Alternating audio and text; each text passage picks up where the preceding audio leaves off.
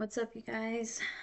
I am sitting in the dining room and it is 7 o'clock.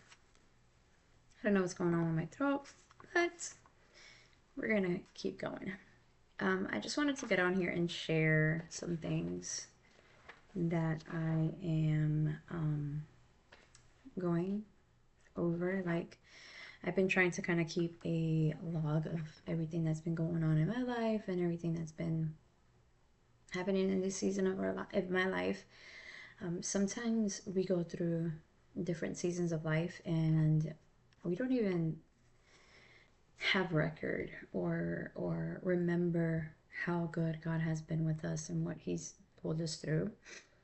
And I don't want to do that. I want to be able to testify and witness and tell everybody of the goodness of God. So I have started to kind of write down certain things that come to my mind, certain things that God is speaking to me, certain things that are going on around me, just miracles, testimonies, just, God moments. And a couple of days ago, I was actually sitting in my bed and I just started meditating on my life and in the season that I was in.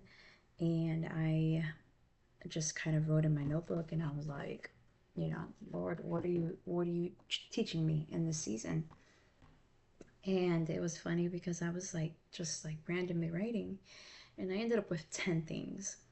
And these 10 things are things that I feel like God has really put in my heart. And I want to be able to share them with people because I feel like, excuse me, I very much feel like the reason why God puts us through seasons and puts us through processes is because He wants us to be able to speak to others and to share of what He's done with us, and also to be able to help other people because there's other people that are going through seasons also of life that are difficult, So that's what I want to talk about. I'm gonna only go through. I only was able to do three. This is a really long series, but I'm gonna go through them one by one, and I may have to cut videos here and there because they're gonna be long if I don't. I have so much to talk about and so much testimony to talk about, but I don't want to rush anything because this is what God has given me. So I moved to Florida 3 months ago, and I have to say it's been such a roller coaster ride. I've had so many ups and downs, but it has all been for the glory of God. And as I'm on this journey, I just have to sit back and meditate on how much the Lord has been transforming my life little by little. And I want to document the things that the Lord is revealing to me season by season so that I can go back and be like, wow, God really showed up. Not only that, but share it with other people. So here are the first 10 things that I've gotten in my heart that I feel like God is trying to teach me in this season. So the first thing that came to my mind was, I'm sorry, it's so early. It's been a long week. If the Lord comes first, if I truly choose Him first, I won't have to worry about the rest. And what does that mean? It means that everything else will be perfect. No, not at all, honestly. Because when you're moving in obedience and putting God first, there's going to be so many obstacles that are going to come your way that you're going to be like, what's going on? Like, I'm doing what you told me to do. Why is all this craziness happening? But it's really a process, everything has to go through a process. But it doesn't mean that everything else is going to be perfect. It just means that nothing else will be much of a worry to me anymore or to anybody anymore because our eyes will be fixed on what and who truly is important in our lives, which is God. Separating myself from all the things that once kept me so busy and distant from the Lord gave me space for Jesus to truly come into my heart. And it was kind of like walking into a new relationship, honestly. It was prioritizing Him, making Him aware of how much He truly mattered to me and how life is so much better with Him in it. I was no longer giving Him my leftover time, but actually my all. And man, falling in love with Jesus has been the best thing to ever happen to me. And not only that, but allowing, not only falling in love with Jesus, but allowing his love to enter into my life. Like his love to actually, for me to receive his love. Because we say that we receive the love of Jesus, but it's so hard for us sometimes when we've gone through so much and done so much that we feel unworthy. But when you actually open your heart to receive the love that he wants to give us, it's like no other. Putting him first has allowed me to truly see what matters, what should matter, and what truly does not matter. And we read in Matthew 6:33, where it says, you know, seek first the kingdom of heaven and all his righteousness, and the desires, I'm sorry, and everything else will be added onto you. And when I think of that verse, you know, I think we think a lot of the physical and the financial and the blessings that are to come, that are outward, that are just tangible.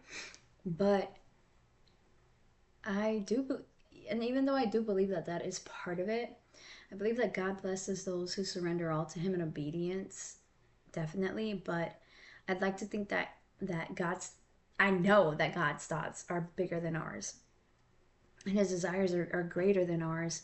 So yeah, although we are battling in certain areas physically, like financially and all these things, he goes into the root of the problem and he takes care of it for us.